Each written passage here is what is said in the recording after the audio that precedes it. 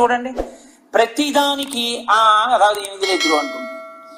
ఇది అలా విసుగొచ్చినప్పుడల్లా, తిరస్కరించవలసి వచ్చినప్పుడల్లా అதாவது ఏముంది లేదు అనడం అలవాటు అయిపోతే కొన్నాళ్ళకి ఏమవుతుందంటే మీ ప్రయత్నం లేకుండా ఆ మాట అంటుంది నాలుక. అలా అనడం అలవాటు అయిపోయి యథార్థంగా జరిగిన సంఘటన మీకు చెప్తున్నాను. నేను చాలా మంచి వ్యక్తి, ఎంతో మంచి వ్యక్తి. నేను ఒకనకొకప్పుడు పనిచేసినటువంటి ఒక కార్పొరేట్ ఆఫీస్లో, ఒక సంస్థలో, కార్పొరేట్ ఆఫీస్ కాదు అది, ఒక మంచి సంస్థ, నాతో పాటే జాయిన్ అయ్యాడు.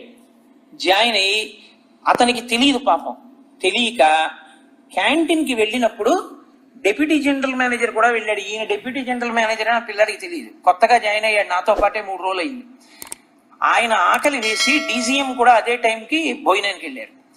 లంచ్ ప్లేట్స్ తీసుకుంటున్నారు.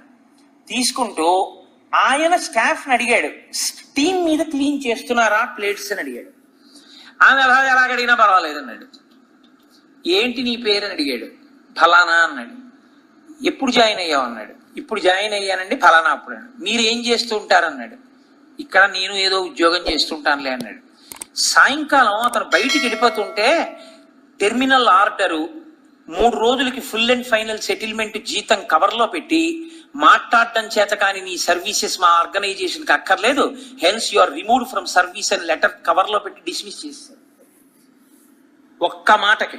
ఆమె ఎలాగడిగితే పర్వాలేదు ఎదురు అన్నాడు. ఎవరితో? డీజీఎంతో అన్నాడు. అలా అనడం అతను అలవాట్లో లేదనుకోండి, అలవాటు చేసుకోలేదనుకోండి, ఆ మాట నోటి వెంట వచ్చి ఉండేది కాదు. ఆ తర్వాత తన ఉద్యోగం కోసం ఎన్ని కష్టాలు పడ్డాడు. నేను ఎందుకు మీతో చెప్తున్నానంటే, మీ నోటి వెంట వచ్చేటటువంటి మాటలు చాలా జాగ్రత్తగా నియంత్రించుకుని మాట్లాడడం, పవిత్ర వాక్కు, మంగళకరమైన వాక్కు మాట్లాడడం, మీకు అంగీకార యోగ్యము కాని విషయాన్ని మీరు ఆవిష్కరించేటప్పుడు అది కూడా ఎంతో రంజకత్వంతో, ఎంతో చక్కటి మాటలతో చెప్పడాన్ని మీరు అలవాటు చేసుకోండి. అంతేకాని చాలా చౌకబారు మాటలు మాట్లాడడం అనేటటువంటి విషయాన్ని ఎన్నడూ అలవాటు చేసుకోకండి.